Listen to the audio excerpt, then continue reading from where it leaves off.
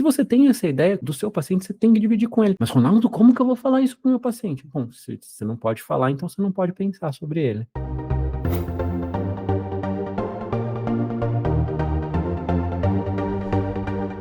Isso é uma coisa que também é legal da gente pensar aqui. O quanto que a psicanálise vai ensinando a gente a criar verdades sobre os nossos pacientes que a gente não divide com eles. E aí entra a discussão do suposto saber. Porque a gente cria uma ideia que a gente tem certeza absoluta sobre o paciente, só que a gente não divide com ele. Se cria a ideia de que ele um dia tem que entender o que eu já entendi. Ao passo que aqui a gente vai frontalmente oposto a essa ideia. De que não. Se você tem essa ideia do seu paciente, você tem que dividir com ele. Mas, Ronaldo, como que eu vou falar isso pro meu paciente? Bom, se você não pode falar, então você não pode pensar sobre ele.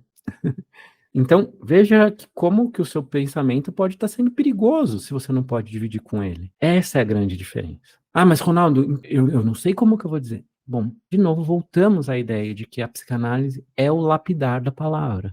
Então, se você pensou alguma coisa, vai fazer parte do seu pensamento você pensar como que você vai devolver isso que você pensou como forma de cuidado. Por isso, sempre que eu falo orientado por uma ética do cuidado, como que você vai devolver de uma maneira que ele possa te ouvir como alguém que está preocupado em cuidar dele, e não como alguém que quer destruir ele. Ah, Ronaldo, tá, agora eu entendi, mas ainda não dá para eu dizer isso para ele. Bom, mas o que você precisa, então? Antes para dizer para ele. Ah, eu acho que ele precisa disso, disso e disso. Bom, então tá. De novo, a análise está em movimento. Você tem uma hipótese do que seu paciente precisa, você vai trabalhar isso com ele para poder dizer. Entende? Tipo, um movimento não é um movimento que você leva para casa e o paciente faz tudo sozinho. Eu preciso que ele consiga me ouvir como alguém que está cuidando dele, então eu preciso antes fazer uma introdução sobre o que eu vou falar. Bom, perfeito, faça a introdução. Cuide do que você vai falar. Ah, mas e se mesmo assim ele achar que eu tô querendo atacar ele? Bom, se você tem, antes de tudo, certeza que não quer atacar, e tem certeza absoluta que você fez tudo o que você podia para ocupar o lugar de quem cuida e não de quem ataca, e ele entendeu que é um ataque, aí a gente volta naquilo que eu sempre falo, que é, se ele entendeu como um ataque, e você legitimamente, genuinamente, se colocou como alguém com cuidado com o seu paciente, é mais uma oportunidade de você entender por que que aquela posição que você achou que já estava construída na relação com ele, ainda não estava. Ou seja, é uma oportunidade para de novo você colocar a análise em análise. Então, esse é o movimento mesmo, que é o que eu estava falando, que faz com que a mágica aconteça,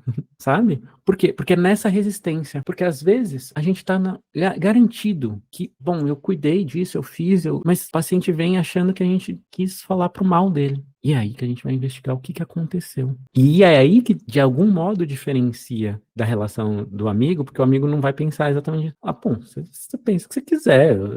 Ou o amigo vai falar, poxa vida, me desculpa, não era o que eu gostaria que você entendesse e tal, mas talvez ele não tenha esses recursos para retomar esse lugar de se colocar de novo como um analista e procurar entender, com os recursos que tiver, o que houve nesse caminho.